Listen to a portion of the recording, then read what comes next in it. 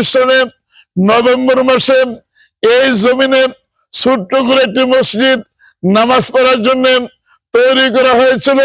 কালের বিবর্তনে, সময়ের চাহিদা, এখানে একটি মাদ্রাসা কমপ্লেক্স রয়েছে। এখানে প্রায় 70-80 জন ছেলেমেয়ে লেখাপড়া করে, যাদের নামাজের জন্য ভালো ঘর নেই, বড় ঘর নেই, জরুরি হয়ে পড়েছে একটা বহুতল ভবন মসজিদ তৈরি করার। সেই লক্ষ্যে এই জমিনে একটা বহুতল মসজিদ খুব শিগগিরই আমরা দেখতে চাই।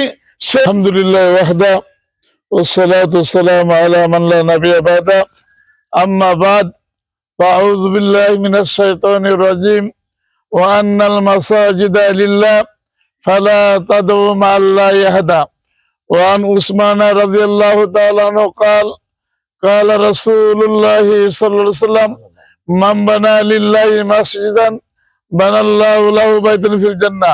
আলহামদুলিল্লাহ, আজকে আমরা বাদ জোহর ঐতিহ্যবাহী রাজাবাড়ি হযরত আবু হুরায়রা রাদিয়াল্লাহু তাআলা আনহু মসজিদ কমপ্লেক্স, নবনির্মিত মসজিদের সামনে আমরা ময়মনসিংহ জেলা জমিয়তের নেতৃবৃন্দের অনেকে আমরা এখানে উপস্থিত আছি। এলাকা জমিয়তের নেতৃবৃন্দ, এলাকাবাসী, আমরা এই মসজিদের সামনে দাঁড়িয়ে আছি।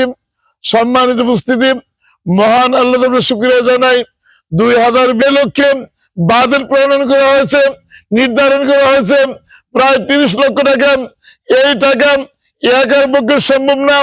আমরা দেশ বিদেশ থেকে এই অনলাইনের মাধ্যমে যারা শুনছি, আমার অনুরোধ থাকবে, মহান আল্লাহ তাআলা যাদেরকে সম্পদ দিয়েছেন তারা যেন তাদের সম্পদের একটা অংশ রাসূলের হাদিসকে সামনে রেখে বেহেশত পাওয়ার আশা।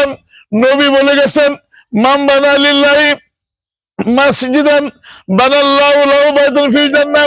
যারা এই জমিনে আল্লাহর ইবাদত করার জন্য, আল্লাহকে খুশি করার জন্য মসজিদ নির্মাণে এগিয়ে আসবেন, মসজিদ নির্মাণ করবেন, অন্যত্র আসছে পাখির বাসার পরিমাণ মসজিদ তৈরি করে দিল মহান আল্লাহ তাআলা তার জন্য, তাদের জন্য বেহেশতের স্বর্ণরূপ দিয়ে ঘর আল্লাহ তৈরি করবেন।